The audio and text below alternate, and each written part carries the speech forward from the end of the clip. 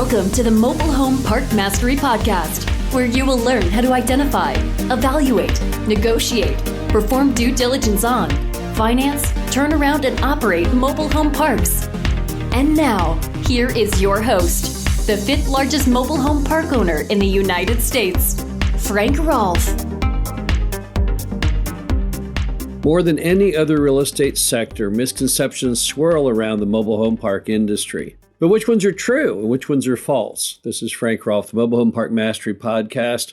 We're going to explore some of these myths and legends and try and figure out the fact from the fiction regarding the trailer park industry. Let's start off with the first item, which is something that you see in the press frequently in recent times, and that's that 24 million Americans live in mobile home parks. Is that true? No, that is not true. That is fiction. Roughly about 8% of the 300 Americans in the U.S. live in mobile homes. That's 24 million, and that's where that number comes from that's frequently thrown out there in the media. However, the fact is that 65% of those people who live in mobile homes on their own land, out on farms and ranches, and you see these and drive by these all the time, and only 35% of mobile homes that Americans live in are actually in mobile home parks. That means actually only about 8.4 million people live in mobile home parks. Now, why does the media puff it up so big? Why don't they bother to do the quick and simple research to see the ratio between mobile homes on land and mobile homes in parks? It's obviously because they want to make their stories seem much more significant. So by saying that there's 24 million people living in parks, it seems to make the time they spent writing the article more reasonable rather than if it was only 8.4 million. Another item is that mobile homes aren't mobile. You hear this all the time. For the last couple of years, we've been bombarded with people writing articles on the fact that mobile home park residents are basically stuck, that mobile homes can't be moved. Is that fact or fiction? Well, that's part fact and part fiction. It is a fact, and this is done by the U.S. government, not by the mobile home product itself, that any mobile home that is built before 1976 does not have a HUD seal on it, and therefore is grandfathered in position where it sits but can never be moved. You can't bring a mobile home into a mobile home park in virtually anywhere in America unless there's a HUD seal on the back. Now, that's nothing that mobile home park owners did. That's something that HUD did. So when the manufacturing process changed in 76 and HUD took over the process and demanded you have that seal on the back, that's what changed the playing field from being able to move those homes that are 1976 or older. But let's be honest, you couldn't move those anyway. Those homes are now 50 years or so old. No way you could take that, jack it up, mount wheels on it, and take it down the highway safely, so that wouldn't happen. However, it is not true that mobile homes after 1976 can't be moved. In fact, they're moved all the time. So the very conception that this mobile home is somehow stuck in position is a falsehood.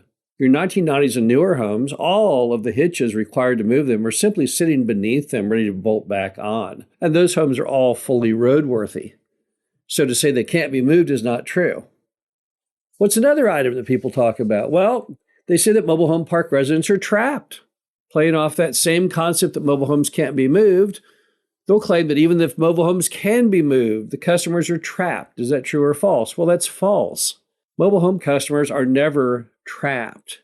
They could always resell their mobile home if they like. No one ever talks about that, but certainly that's what you do. The reason people don't resell them is because they can't find anywhere less expensive to live. So when they say they're trapped, what they're trapped by is not the fact that they can't move the home and they can't resell the home. They're trapped because they can't find anything cheaper. That's actually a compliment to park owners, and we produce the least expensive housing in America. But a complete falsehood when the media then tries to claim that these customers can't be moved. On top of that, if a mobile home resident wants to move their home, any number of park owners will happily pay the cost to move them from another park into their park. It just makes good, logical business sense. It costs about $5,000 to move a mobile home. What park owner would not want to bring in a mobile home for $5,000 that they can get all their money back in the span of maybe a year and a half? So customers are not and have never been trapped.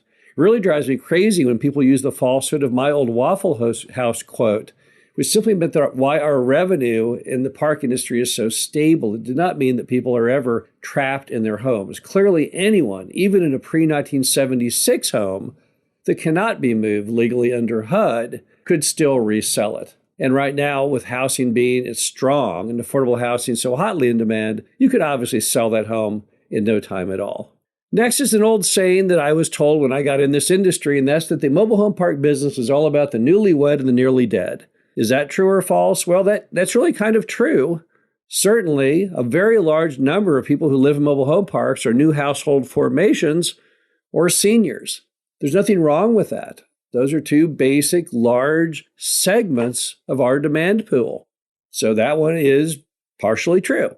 Another statement people say is that mobile home parks are for poor people. Fact or fiction? Fiction. Mobile home parks are not and have never been about what we would call, quote, poor people, unquote. Mobile home parks serve probably the lower 30% of U.S. households based on income.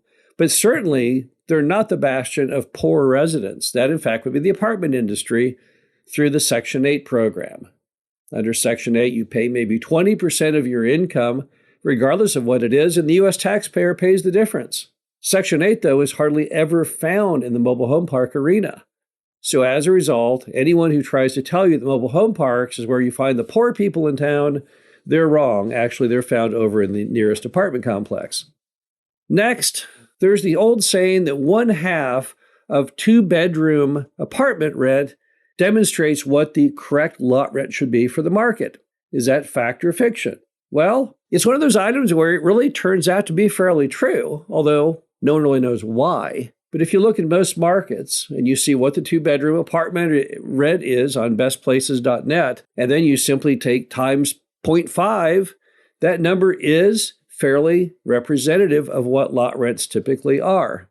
However, I don't think that's where it's going to be in the future, because it makes no sense of why mobile home park lot rent should be half of 2-bedroom apartment rents. When people tell me, oh, well, that's because you have the burden of the home and the mortgage, it's again a falsehood. That's not true. 80% roughly of all mobile homes are paid in full. The lot rent is the entire cost of living. So as a result, probably the reason that mobile home lot rents are only half of 2-bedroom apartment rent is that mobile home park owners have been traditionally moms and pops who are too timid in setting their rents to market levels.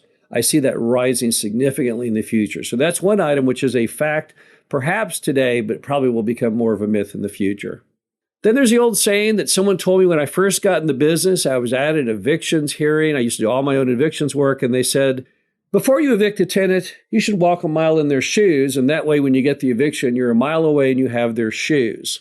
Fact or fiction? Well, it is a little bit of fact. Obviously, it was a joke that was told to me by another park owner. But if you really think about it, when it comes to mobile home parks and evictions, number one, the park owner always wins the eviction because it's a non-payment eviction. There's no defense other than, did you pay the rent? And if the answer is no, well, then you automatically lose. But the other part is you can add a little humor to most evictions in the mobile home park sector because the amount that's typically owed is so very small. It's very hard to come up for a reason why you can't pay it. I've had judges on many occasions back when I did all my evictions work who would admonish the resident, why in the world have you not paid this amount? It is so small. You can work for 3 days in minimum wage, 3 days, and come up with the money to pay the average lot rent in the U.S., which is around $300 per month. So when people say, I can't afford the rent, that's nonsense. When they say, I couldn't pay it because my car broke down, it's again nonsense. So perhaps the true answer there is that story, that joke, is probably in keeping with the same myth and fantasy when people say why they can't pay the rent. Then there's the theory that 3 calls equals 1 showing, and 3 showings equals 1 application to buy a mobile home. Is that fact or fiction? Well, that's fact. In fact, that's something that we developed based on observations we had from a huge amount of sales data over roughly 200 mobile home parks and how they operated on selling homes. What it means is you have to have about 9 calls to get 1 application on a mobile home. And this is a theory that's used when you're trying to gauge how many homes you can sell and at what speed. You look at your test ad results, and that will suggest to you the pace in which that park can sell homes.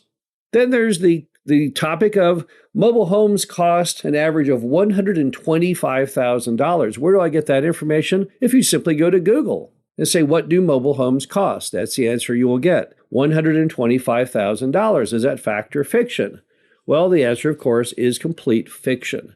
80% of all mobile homes in the United States that are in mobile home parks are debt-free. As a result, when those old homes sell, they sell typically for between $1,000 and $5,000 or so. So where did $125,000 mythical number come from? Well, that's what a new double wide or new triple wide would cost that you might go out and put on a nice piece of land. But when people talk about what does a new mobile home cost, what they're really talking about is from the manufacturing side, the retail side. That has nothing to do with the mobile home park industry. So when people try and say that mobile homes cost $125,000, they're not talking about our industry at all. Finally, you hear this comment now constantly in the media. We're being bombarded with the statement that commercial real estate is heading for a depression. Is that fact or fiction? Well, it depends on what sector of commercial real estate you are in. Obviously, the office building industry is doomed. American occupancy in office buildings is down to now roughly about 50% in most markets. And if you're in St. Louis, my nearest major city, it's 35% is the average occupancy. That, of course, is a recipe for complete failure. And then all of us go in shopping malls, at least we do occasionally, and we notice in there that they're so very empty. So clearly on the retail side, once again, yes, it is doomed. And then you have the hotel industry, which is again suffering mightily from all the aftershocks of COVID. But on top of that, people aren't really having business conferences like they used to. So as a result, they're suffering mightily. And yes, they're probably all doomed. They'll probably all go into foreclosure. But the one bright spot in commercial real estate is anything that has to do with housing. Whether it's apartments, the multifamily sector, or mobile home parks, that is the sector that actually is strong and getting stronger. Mobile home parks in particular have always been contrarian, and as the economy retracts and goes into recession, we only get more demand. We only get higher revenues and greater occupancy. The bottom line is the mobile home park industry has always long been filled and surrounded and swirling around us with all of these fantasies and misconceptions. And it's important that all of us know what the facts are. So when people say these stupid things, we can say, no, wait, you're wrong. That's not correct whatsoever. And hopefully these few observations will help on that front. This is Frank Rolfe, the Mobile Home Park Mastery Podcast. Hope you enjoyed this. Talk to you again soon. Thank you for listening to the Mobile Home Park Mastery Podcast. Be sure to visit us at mhpmastery.com to subscribe to the show, read our show transcriptions, and access all of our great information on mobile home park investing.